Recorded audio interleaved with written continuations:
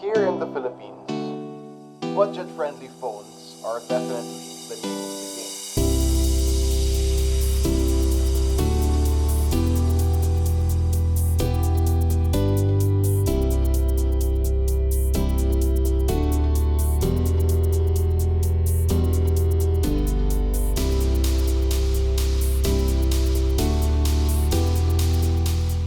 What's up guys, Joey here of YugaTech, and this is gonna be our full review of one of the newest members of Huawei's budget-friendly Y series, the Y7 Pro 2019. So taking a look at the phone, it's got a similar design and structure as the Y9 2019, also from last year. Go figure, they're both from the Y series. It has a glossy polycarbonate back panel that does a half-decent job of resembling glass, and this Aurora blue color we have here looks pretty stylish and premium. Looking at the front of the device, the bezels are slim on almost all sides, except of course for the bottom, or the chin, which I think takes some points away from the overall aesthetic. It does, however, have the Huawei logo on it, and whether you like it or not, these types of designs are intended to be more for the youth market, or so these companies would claim. But on the other end, at the top portion of the display, you have a dewdrop notch design that houses the 16 megapixel front camera. Above it, you get the call speaker along with an LED notification light. It's also nice to see that the unit comes pre-installed with a screen protector. It's a nice touch since it doesn't have any Gorilla Glass protection to speak of,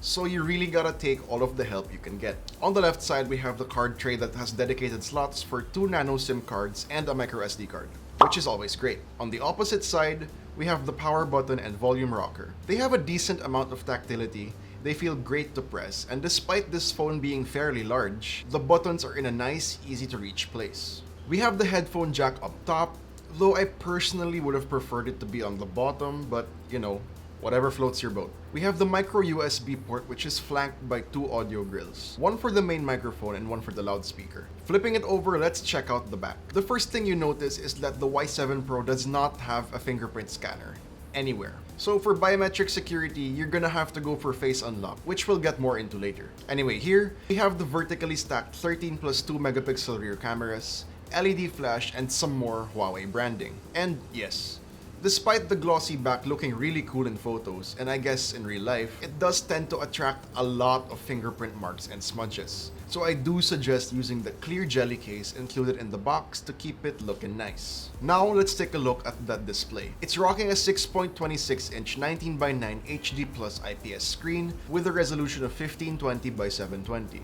Now for day-to-day general use, the 720p resolution should not bother you at all. But if you're used to watching videos on a 1080p screen, you might see some difference. But you know, honestly, you should be fine. Colors are pretty decent, and at just 70 to 80% brightness, it's very much usable under bright, sunny conditions. Audio quality is okay. It's about what you'd expect from a typical smartphone. It's loud. You can expect decent highs and mids, but lows are almost non-existent. You do get an app called Party Mode, which allows you to sync up with other Huawei devices on the same network and play the same music simultaneously, which is pretty cool.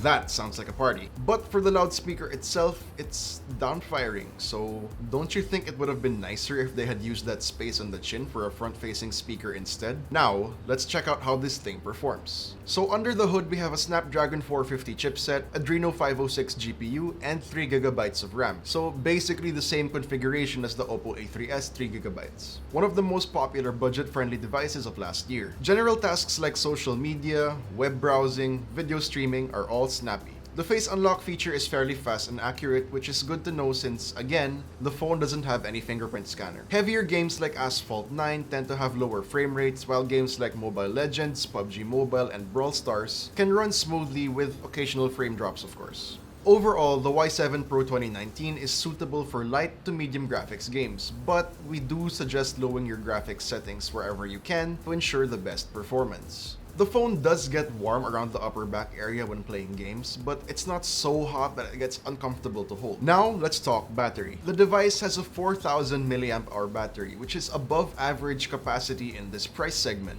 On moderate use, I mean, it's almost a 2-day battery, which I think can be attributed to that low resolution display and the lower tier processor. In the PC Mark battery benchmark, it lasted 14 hours and 9 minutes, while in our standard video loop test, it lasted an impressive 17 hours and 25 minutes. The battery is definitely one of this phone's main selling points. Now taking a look at software. The phone runs EMUI 8.2 based on Android 8.1 Oreo, which is kind of weird and disappointing because this is the Y7 Pro, it's on Android Oreo. The Y6 Pro is on Android Pie, as well as other Huawei devices. So, yeah. Weird, disappointing. In any case, EMUI 8 is pretty simple and clean interface-wise. You can hide the notch in settings if you want to, and pre-installed apps are a lot, but I wouldn't call them bloatware. Even some of the Huawei apps are pretty useful. But out of the 32GB of internal storage, 24.5GB of that is usable. I was expecting it to be around 26GB or more, but hey, you take what you get, and besides, the microSD card slot is always available. Now finally, let's take a look at the camera performance. To start things off, the camera app interface is straightforward but still feature-packed. There's a lot of modes to choose from. But starting with the rear cameras, we can see that image quality is decent under good lighting. However, colors tend to be washed out, but when the camera AI does work its magic, you can get rich, vibrant looking shots. But when we move to low light, results are, I'd say, subpar.